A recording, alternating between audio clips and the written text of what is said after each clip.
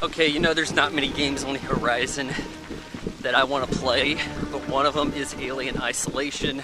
I like the idea of hiding from a powerful alien, and it's telling the story that's never been told in games. You know, a look at the Alien movie, and not necessarily the expanded universe created shooting off from the second film. Well, they announced that there is some DLC for that game. Yeah, if you pre-order from GameStop, you get both. But if you pre-order in general, you get to play one, like, scenario as the survivors of the Nostromo. And you have to try to move the alien to the airlock. I think if you pre-order GameStop, it's like an earlier scenario of it, but they have a lot of the talent coming back. Ellen Ripley, voiced by Sigourney Weaver. That's a plus. I mean, that makes you want to get it right there, doesn't it?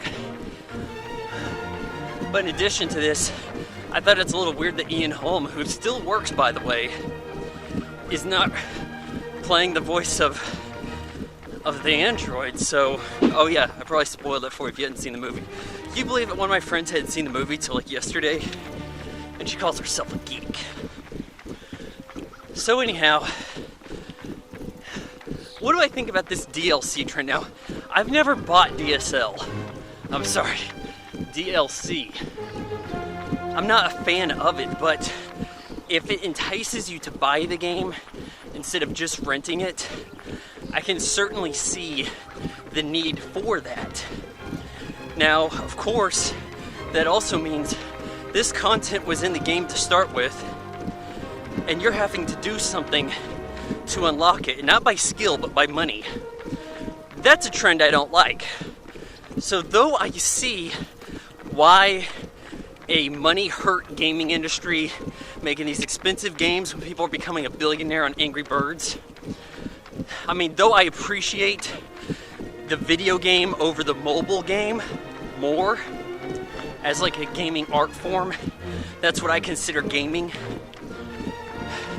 I think it's necessary that they have these kind of kickbacks and incentives to drive you to not simply play the game, but buy it.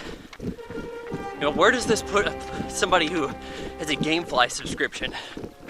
You want to buy every interesting game coming out? I mean, I don't think that's too bad, as long as you can still sell it for some decent money on eBay. You know, GameStop's not going to be the place you want to do that.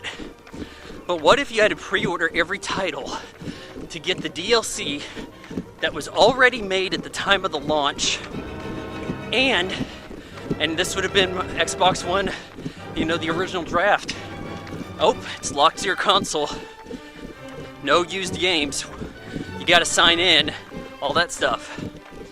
Then we'd have a real problem. But for the time being, I don't mind so much this pre-order style of DLC. Now look, you get into shit like Season Pass. I'm never going to get into that because it just encourages more games to come up with a Season Pass. What if it's kind of a lackluster game, but you don't realize it until you buy the Season Pass and figure out, hey, this extra content was not worth a whole nother game. Terrible trend.